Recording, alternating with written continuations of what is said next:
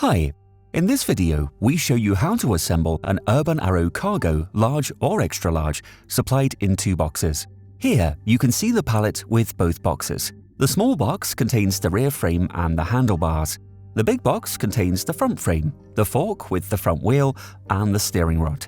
The parts package contains the Urban Arrow Cargo large and extra large user manual, the Bosch charger and charging cable, the cable ties, a set of pedals and a bell.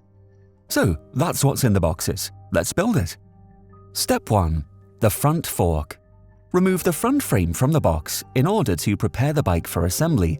Set aside the steering rod and the fork with the front wheel. We will need these parts later. Place the cargo large or extra large on the workbench as shown, so that you have enough space to install the fork. In order to install the fork, first remove the headset and the headset clamp. Please note, the headset cups have already been pressed into the frame. Also, pay close attention to the order of the rings when dismantling the headset. You need to replace these in the same order later. This is the correct order. The headset compression rings have a conical and a flat side. The conical side at the bottom of the fork is pointed upwards, and the direction of the bearings must correspond with the direction of the compression ring. But first, we check whether the shimmy damper is already correctly fitted in place. You can find the shimmy damper in the front of the inside of the frame. The shimmy damper features a notch for the adjustment bolt.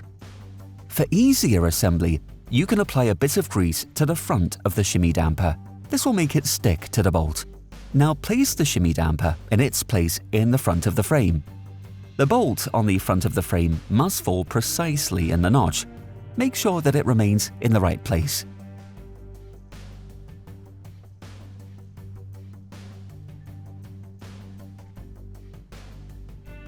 Take the fork with the front wheel and place them in the frame.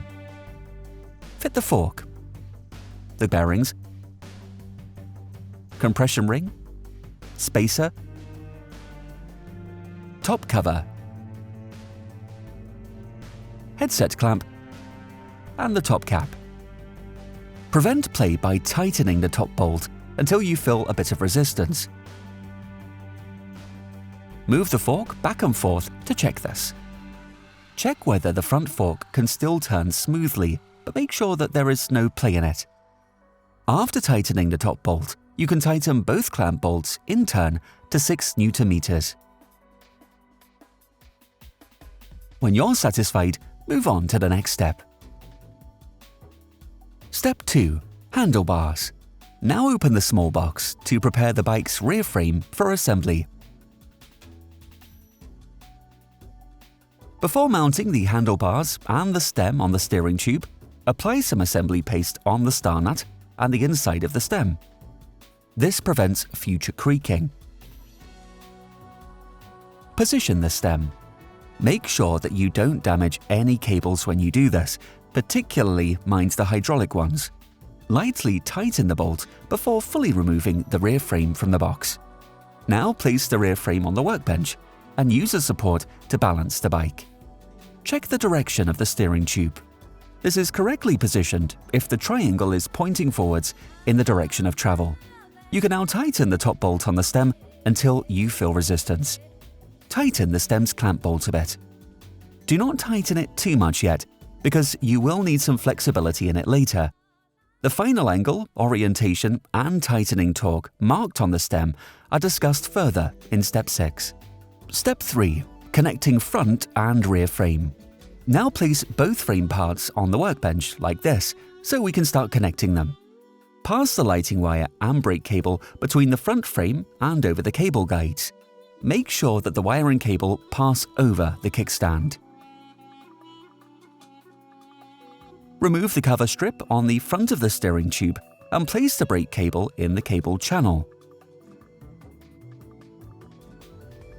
Seal the steering tube with the cover strip so that the brake cable remains in place between the front and rear frame. Now fit the brake cable guide on the top of the steering tube so that the cable cannot kink. Use the cable ties to hold everything in place. Do not fully tighten them yet because you will need some flexibility in them later. It is now time to align the holes of the front frame with the bottom holes of the rear frame. When the bike is stable, you can connect the front and rear frame using the 4 M10 cylinder head bolts and Nordlock rings. These bolts need an average strength thread locker, like Loctite 243. The final step is tightening the bolts to a torque of 45 Nm using the torque wrench. Step 4. Disc brake. The caliper is already connected to the fork. Follow these steps to complete installation of the brake. In order to install the brake handle, remove the grip from the left side of the handlebar. Slide the brake lever around the handlebar and adjust it as required. Replace the grip and secure it in place. We will now check whether the caliper is correctly positioned. To position the caliper correctly, you can use something like an elastic band. Tighten the bolts in turn, after which you can check whether the disc runs freely and does not come into contact with the brake pads. If there is contact with the brake pads, readjust the positioning. Step 5. Lighting. All our front lights can be connected as follows. Remove the cover strip from the left bottom side of the rear frame. Remove the motor cable from the tube so that you can easily access the lighting wire. Now use the cable guide tool to pull the lighting wire through the frame connection. Position the tool parallel to the tube and push it forward. Place the lighting wire connector in the nipple of the tool. Carefully guide the wire backwards by pushing it with your other hand. If necessary, you can grease the wire and the outside of the PVC nipple of the guide tool. Make sure that you do not get any grease on the inside of the nipple. Clean the guide tool directly after use. Connect the light connectors. Turn on the display and verify whether the connection works properly by turning the lights on and off a few times. The cable bundle must be able to move unimpeded while steering. Make sure that the cables can move freely and then tighten the cable ties. Place the lighting wire neatly back into the tube. Do the same with the motor cable. You can now put the cover strip back in place.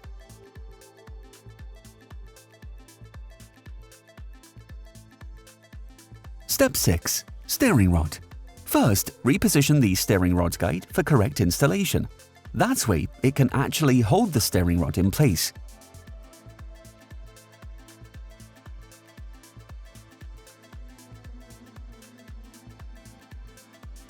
Now take the steering rod. Remove the bolt, washers and nut from the front of the steering rod. We are now going to connect the front side. Insert the bolt, the large washer and first M10 washer through the ball joint. Take the next washer and place it over the bolt. From above, place the whole assembly through the front fork clamp and secure it all with the final washer and nut.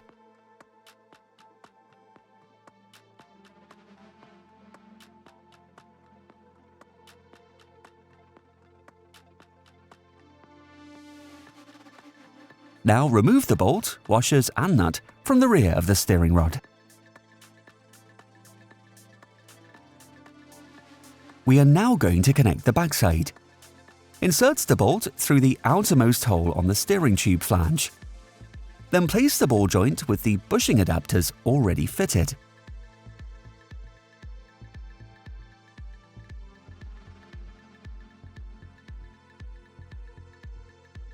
The M8 washer and large washer and fasten with the lock nut. Now adjust the ball joints so that the steering rod can still move freely in the extreme positions and does not hit the mudguard. If it hits the mudguard, the ball joints may need to be turned outwards further. Make sure that the ball joints are inserted with at least 6 turns on both sides, and that the protruding thread on both sides is roughly equal. Now secure the ball joint at the front and tighten everything to at least 30 Nm. Then secure the ball joint at the back and tighten everything to at least 20 Nm. When everything is fitted correctly, secure it with a 17mm wrench, whilst holding the ball joint with an 11mm wrench. Don't forget to adjust the M8 bolts underneath the rear of the front frame so that you can achieve maximum steering angle. Straighten the wheel. Make sure that it is no longer moving and place the stem in the same direction. Then tighten the stem clamp on the steering tube to the tightening torque specified on the stem.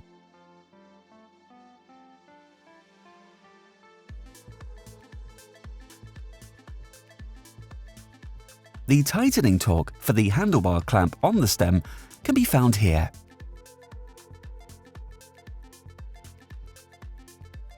Step 7. Fitting the boxes.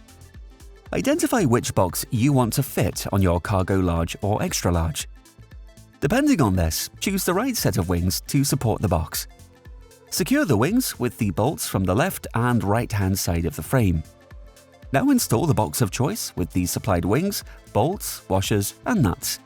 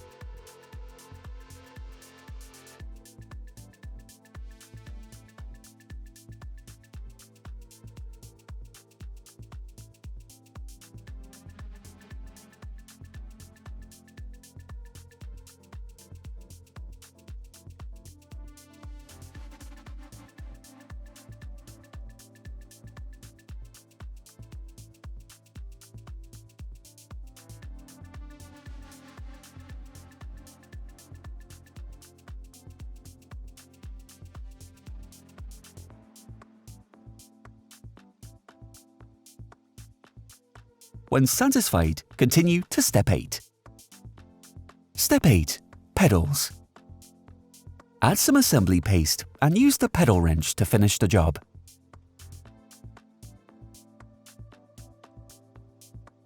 Make sure that you fit the pedals on the correct side.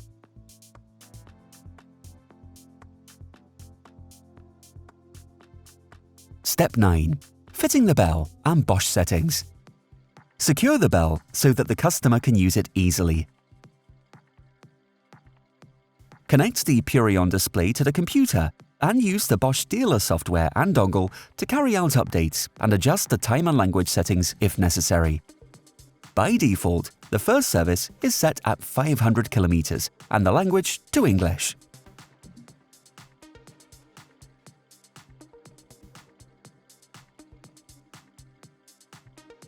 Step 10. Handover check. In order to ensure that this Urban Arrow Cargo Large or Extra Large leaves your store in perfect condition, you must carry out the following final checks before handover. If your bike is equipped with MViolo Automatic, follow these steps. Get the MViolo app. Check the settings and adjust them to the customer's requirements. Calibrate the bike so that you are sure it works correctly. Always check that the automatic has the latest software update. If your bike is equipped with MViolo manual gear shifter, make sure the gear cables have a maximum play of around 1mm. Degrease the brake discs with some brake cleaner and a clean cloth, and check the adjustment of the front and rear brake once more.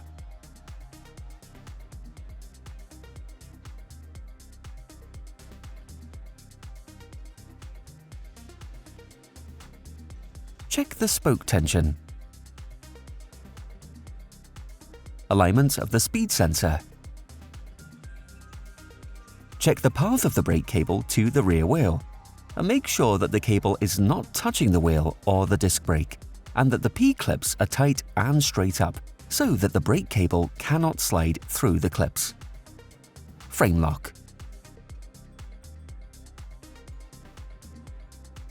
Chain or belt tension.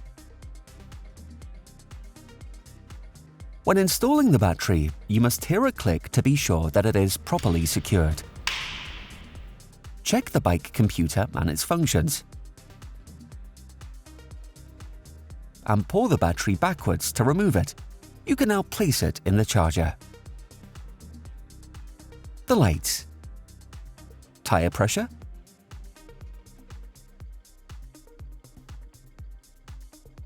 And finally, check that all bolts and nuts have been properly tightened. All Newton-meter specifications can be found here.